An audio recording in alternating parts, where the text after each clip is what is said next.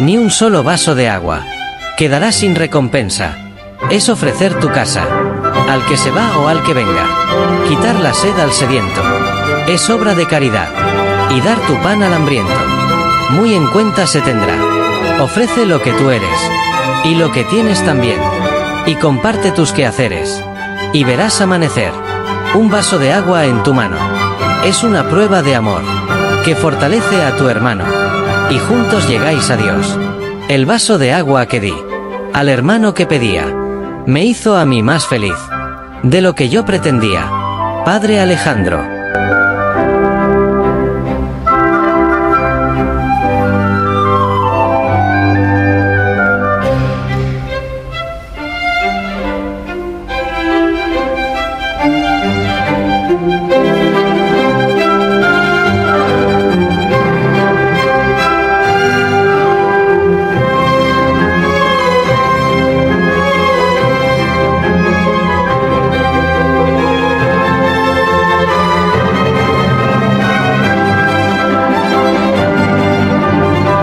Feliz día de Santo Tomás Apóstol. Siglo I. Señor, aumentanos la fe.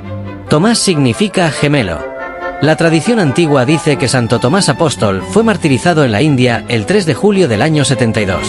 Parece que en los últimos años de su vida estuvo evangelizando en Persia y en la India, y que allí sufrió el martirio.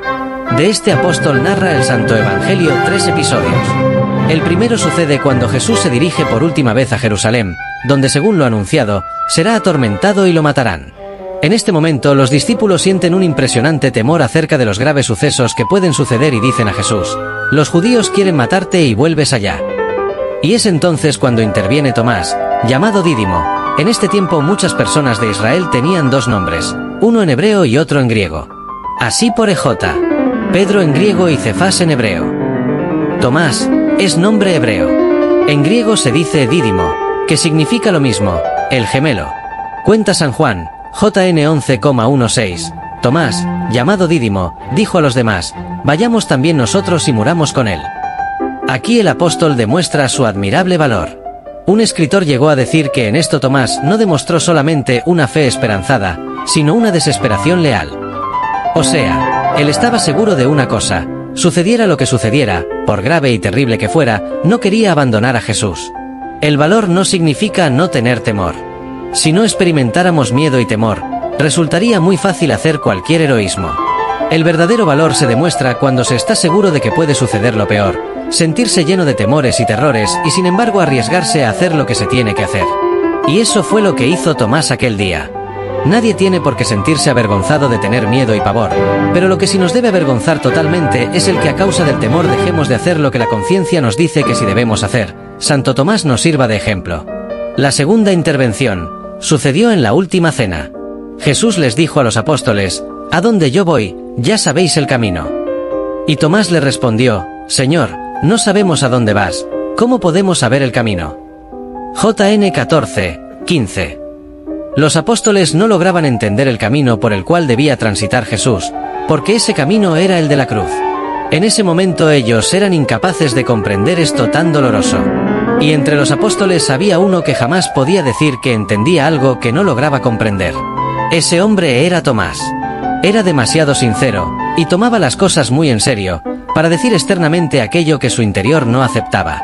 Tenía que estar seguro. De manera que le expresó a Jesús sus dudas y su incapacidad para entender aquello que él les estaba diciendo.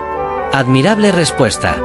Y lo maravilloso es que la pregunta de un hombre que dudaba obtuvo una de las respuestas más formidables del Hijo de Dios. Una de las más importantes afirmaciones que hizo Jesús en toda su vida. Nadie en la religión debe avergonzarse de preguntar y buscar respuestas acerca de aquello que no entiende, porque hay una verdad sorprendente y bendita: todo el que busca encuentra. Le dijo Jesús: «Yo soy el camino, la verdad y la vida. Nadie va al Padre sino por mí». Ciertos santos, como por ejemplo el Padre Alberione, fundador de los Padres Paulinos, eligieron esta frase para meditarla todos los días de su vida. Porque es demasiado importante como para que se nos pueda olvidar. Esta hermosa frase nos admira y nos emociona a nosotros, pero mucho más debió impresionar a los que la escucharon por primera vez. En esta respuesta Jesús habla de 3 cosas supremamente importantes para todo israelita: el camino, la verdad y la vida. Para ellos el encontrar el verdadero camino para llegar a la santidad, y lograr tener la verdad y conseguir la vida verdadera, eran cosas extraordinariamente importantes. En sus viajes por el desierto sabían muy bien que si equivocaban el camino estaban irremediablemente perdidos, pero que si lograban viajar por el camino seguro, llegarían a su destino. Pero Jesús no solo anuncia que les mostrará a sus discípulos cuál es el camino a seguir, sino que declara que él mismo es el camino, la verdad y la vida. Notable diferencia: si le preguntamos a alguien que sabe muy bien dónde queda el hospital principal, puede decirnos: siga 200 metros hacia el norte y 300 hacia occidente, y luego suba 15 metros. Quizás logremos llegar, quizás no. Pero si en vez de darnos esa respuesta nos dice: sígame, que yo voy para allá, entonces sí que vamos a llegar con toda seguridad.